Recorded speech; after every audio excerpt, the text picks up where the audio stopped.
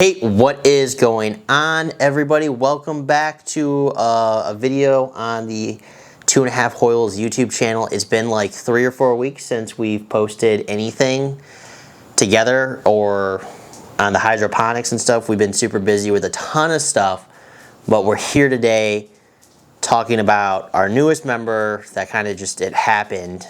A newest member was added to our family. You've all met the other 55 animals that we have at our zoo.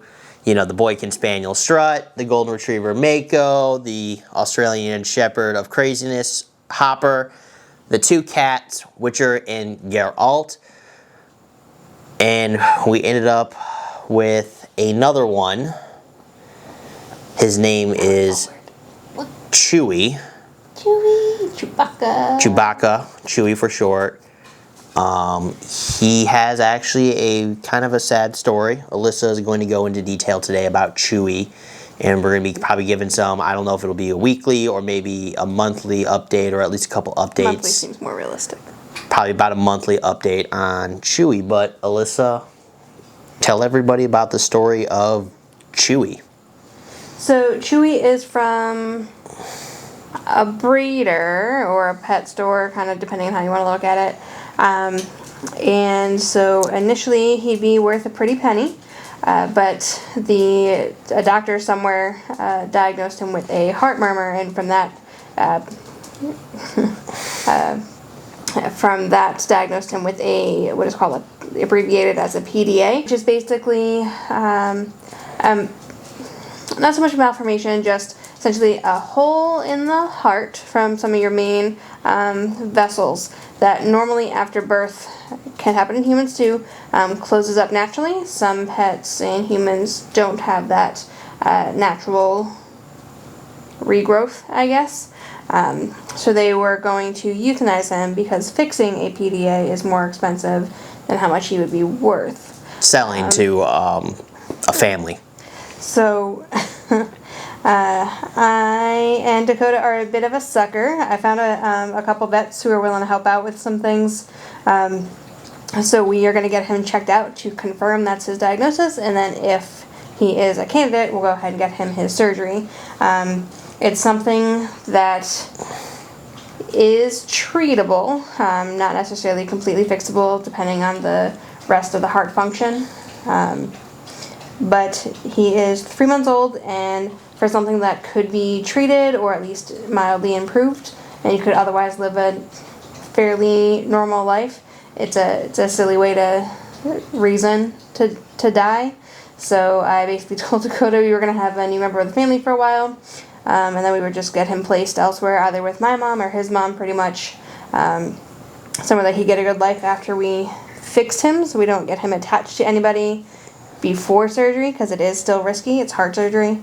However, Dakota met him, and he is a sucker, so he has bonded to this creature. And no, I promise no more other animals after the zoo. My daughter is going to be so upset. I can already hear her come home and be like, I hate my life. There is another animal in the house. My mom, to be fair though, we are in a passive-aggressive battle to the death with each other over who will end up with Chewie. Yeah, he's a little rat dog, a lot smaller than our other wolf pack, as we call it, but he is smaller than the cats when we got them. Yes. Everybody the animals are used to just random creatures coming over, so they're just like, okay, another one. One of the cats is kind of like, what are you guys doing? I thought we were the babies. I mean, they're not besties, but they definitely tolerate his existence in the house. The big thing, though, I'm kind of getting emotional here. The big thing, though, to take away from this video is just be careful with where you get your animals from. You know, if you purchase from a breeder, I mean, it is what it is. If you purchase from a pet store, it is what it is. But be careful, because some of them, I mean, I get it that it's a business, but some of them forget that it's an animal, it's a life, and they were willing to just... Because I think a lot of anybody who's a pet lover can pretty much agree that even if there's a quality of life brought into consideration for some things, yes. Yeah. But if there's something that, albeit you can't make money off of, there's usually someone you can find who's willing to take a pet to give them a good life while they have it, regardless if it's not feasible for them to get something medically addressed. Like, if Chewie doesn't get treated, right, like, how long can he live for? Yes, it's not, like, an easy thing to say. She can't really put, like, a specific timestamp on it, but he could live... You have to just monitor, like, his exercise level. He can't get too exerted. Okay. But he could live a decent life for a while. Okay. Yeah, I mean, so It's even not if he like wasn't... I would expect him next week for something to happen. Geralt. Look at what happened. This is the grumpy cat that was not tolerating Chewie earlier today. And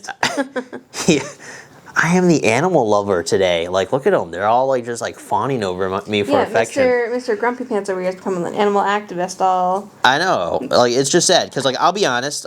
It's something I don't like to admit. But, like, I didn't realize it because I was ignorant at the time. And people can make choices.